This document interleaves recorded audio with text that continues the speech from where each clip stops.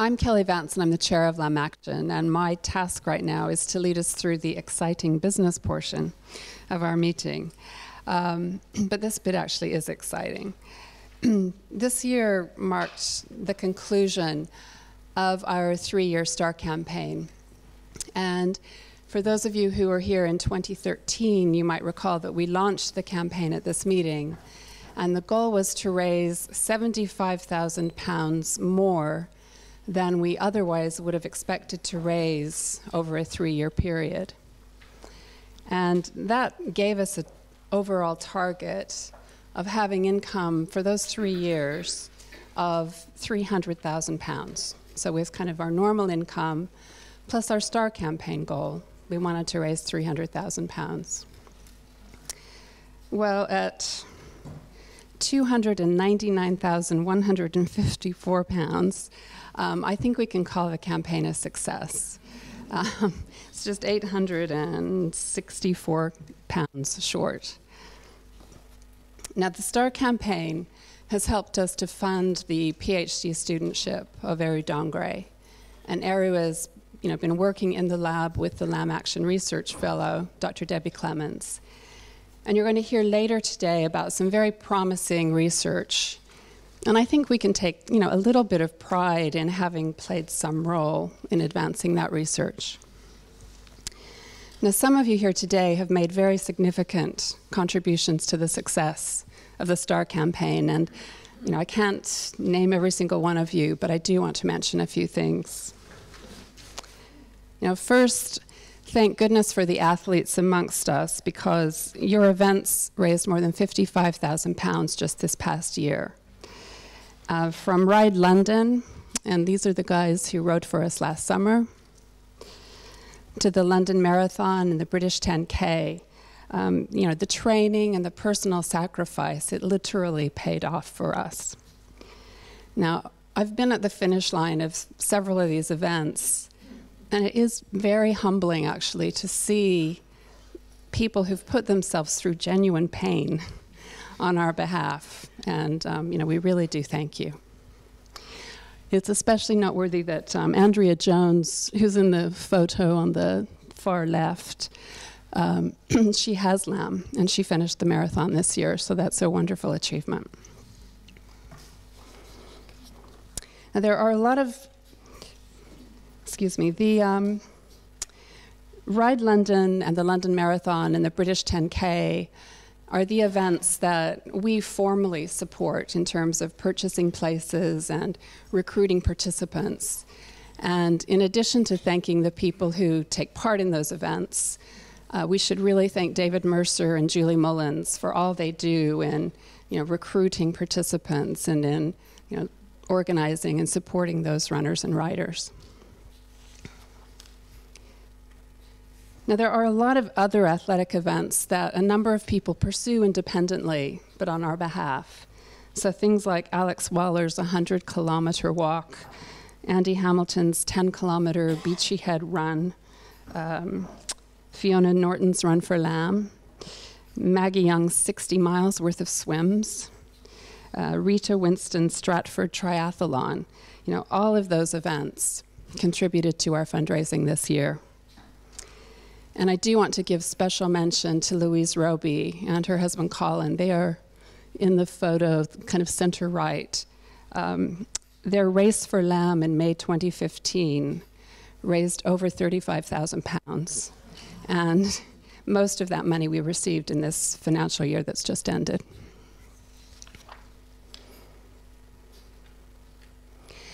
Now, of course, our fundraising success is not just the result of physical exertion. And from a £5,000 donation from Gillian Brewis in support of her friend Jill Hollis to a £5 swear box donation, it seems like the ways in which people raise money are endless. The young woman in the photo there, I should say young girl, that's Lucy Wood, and she's the daughter of Sarah and John Wood. And she nominated Lamb Action as her school's Year 3 charity of the year. And they raised just over £571 for us. Now, we're also very grateful for the donations that we receive in memory of loved ones. And several women with lamb passed away this year, and some of you had losses in your own families. And to think of Lamb Action at what must be such a difficult time is a really generous thing to do. So thank you for that.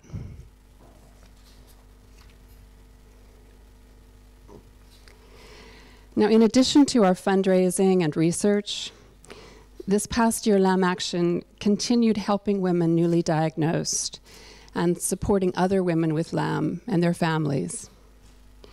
We've continued to host Lamb Line, and our website and our Facebook pages are viewed regularly, and John Wood always makes sure that those things are kept absolutely up to date. I think we tend to take for granted the ease with which we're able to get information now about lamb and to share that information.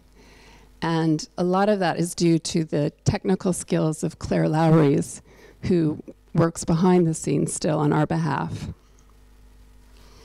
Largely through the efforts of Jill Hollis and Simon Johnson, we continue to be involved with the international lamb community. And we're especially grateful to Jill for her efforts that contributed to the publication by the European Lung Foundation of a paper about the medical priorities of women with lamb. And that was an outgrowth of the European Respiratory Society conference that Jill attended a couple of years ago. Thanks to those of you who are willing to talk to the media, you've helped us to continue to increase awareness of lamb. And we do have a helpful media guide on our website. So for those of you who are thinking about talking to the media, I would urge you to look at that. It helps you kind of prepare for what you're getting yourself into, basically. Now, David Mercer and Nick Culley put their film production skills to work on our behalf this year. And they teamed up with Jack Mercer on his editing skills and Paul Joyce and his musical scoring, and prepared some videos that are just highly professional. And they appear on our website. Thanks to the women who participated. We recorded them here last year. And I think that they've been helpful to women, especially newly diagnosed women and their families. Huge thanks go to our long-term Lamppost co-editor, Helen Sabin, and our proofreader, Grazina Dobos, and our new co-editor, Francesca Cook. They've taken a new and really creative, fresh approach to our Lamppost newsletter, which I think is terrific, and I hope that everyone else does too. We're always looking for content, and so thanks also to those of you who have contributed stories and quizzes and other material for that newsletter, and please keep it coming. Now, as disparate as all of those activities are, they have one thing in common, and that is that they've been led and organized by volunteers, some of whom are in this room today, some of whom are not on the executive committee. So I think we can just, everybody should pat themselves on the back for a job really well done.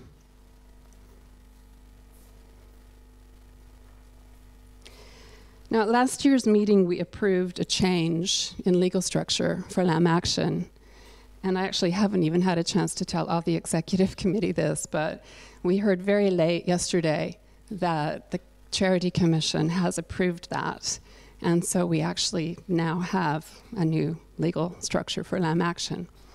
So we've got some membership forms that are going to be out in the lobby, and I think we'll put them on the registration desk. So we would ask that you please sign the applications for membership, as they're called, to join that new entity. And next up is Sarah Sharples, who's going to give us our financial report.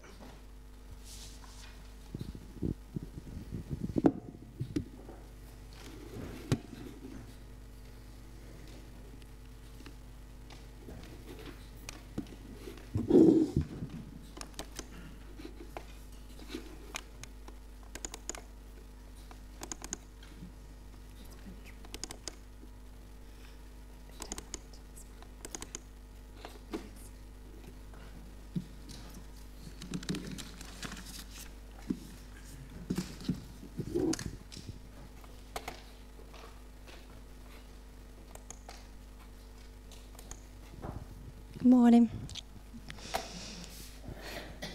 I'll try and keep it brief again. So, in summary, this year, at the start of the year, Lamb Action had £233,000 in the bank account. 233,000 in the bank account.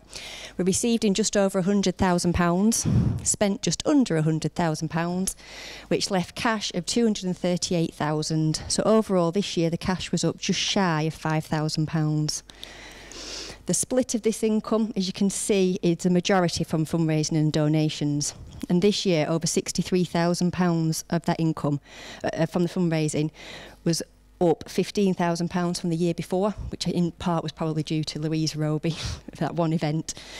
The income from donations was £30,000 this year, which was down a little because last year it was £40,000. However, those two differences offset each other, with this total income being up over just shy of £6,000 on the year before. So overall, a really good increase. Expenditure-wise, it looks like we spent a lot more this year because it's up to 98,000 compared to just shy of 65 last year. The reason being, which people might remember, is we had a little delay on the university invoicing us for some things last year. So we've actually paid 50% of last year's salaries in this current year. So that's not it's really sort of should be spread over 2 years. And just to give you a little insight into the other figures, fundraising costs are our entry fees into the events that were just mentioned: London Marathon, Ride London, British 10K, and the cost for Just Giving and Virgin Giving. So I think it's quite good when they go up because it means there's more people doing more events that bring in more money. And the other one is the meeting costs, which is things like today's event and really small other amounts for stationery and postage. So overall, in the assets, we've got money in the bank totalling £238,000, and we're due in just over £3,000 from the Inland Revenue for gift aid at the moment. We have committed to just over £5,500 of salary costs and the year-end accountancy fee, which leaves net assets for Lamb Action of £235,000, which is up £35,000 from the year before. So if anybody would like any more information or wants to chat to me about it, you're very welcome to grab me at lunch. I suspect that's all people want.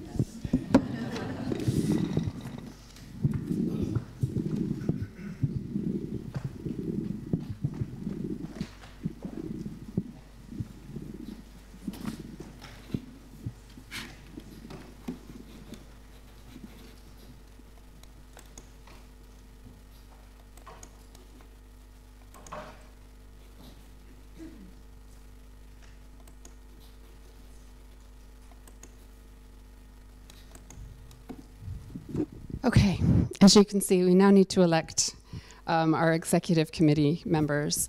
The Constitution permits Lamb Action members to elect up to 9 people, and another 6 can be co-opted to the committee to serve as trustees for Lamb Action.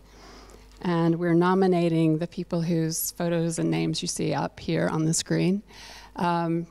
Only members are entitled to vote, and you'll know if you're a member if you have a dot on your badge. So we need to take these one by one, as always.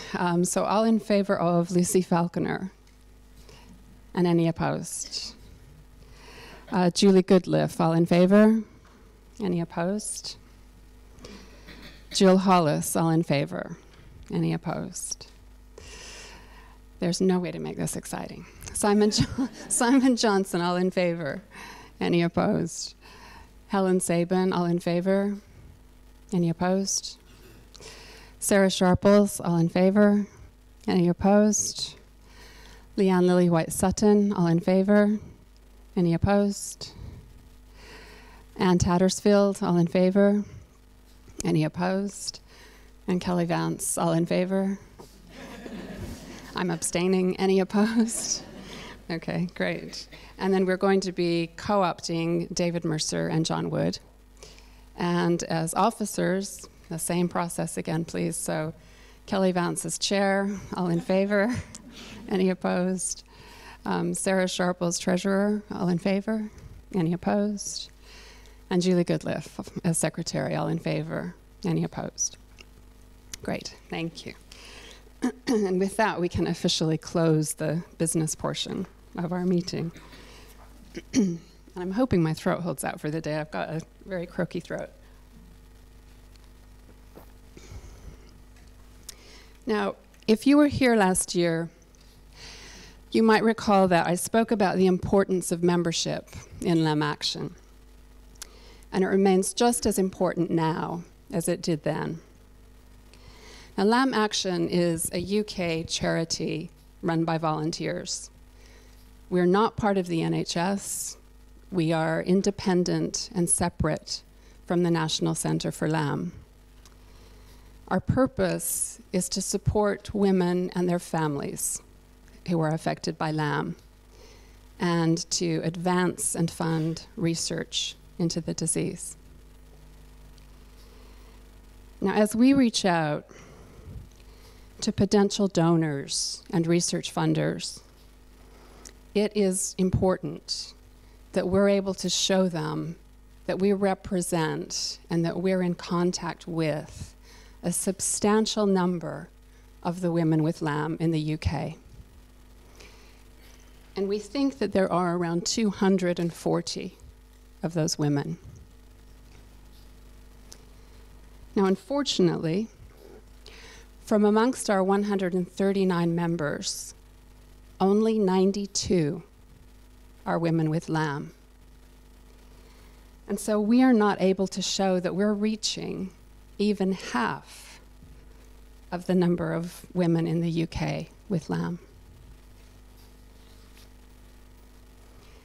Now, to those who are not members, but who are here today or who are listening online, you might not even have realized that you could become a member or that we wanted you to be a member of LAM Action.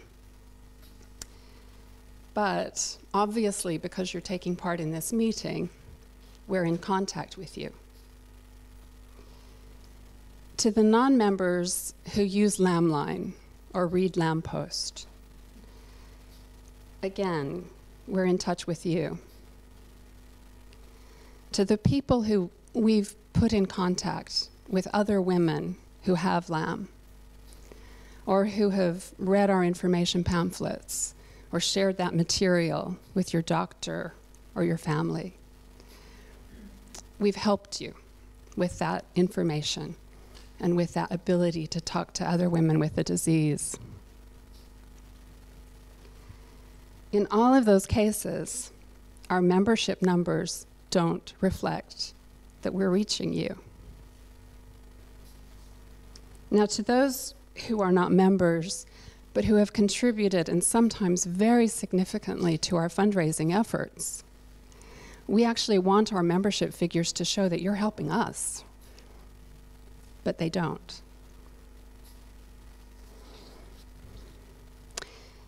Now, another reason that membership is important is that because we'll be able to contact you directly if we hear about research trials or we get requests for input from women who have LAM.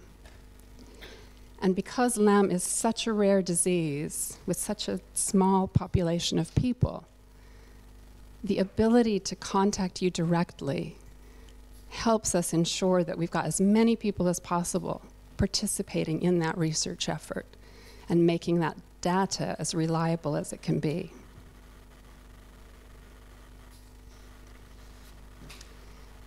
Now, we are launching a membership drive, and we're not going to inundate people with funds, requests for money or other sorts of communication like that. In fact, we don't really require our members to do anything, except currently we have a reasonable, very, small, modest membership fee, and we do like to encourage you to attend our meeting. But in launching our membership drive, our goals are really, as I said, to be able to contact you about research that might affect you, and also to have our membership figures reflect the reality of how many women we're in touch with and how many people are helping us as well with their fundraising. So for all of those of you who are existing members, I would say if you run into other women with LAM in the clinics that you attend or otherwise in contact with them, ask them, are you a member? And if they're not, urge them to become a member. And also for all of you here today, if you could please, sign up those new applications of membership to the new entity. That would give us a great head start. Now we have a second membership drive of sorts underway as well.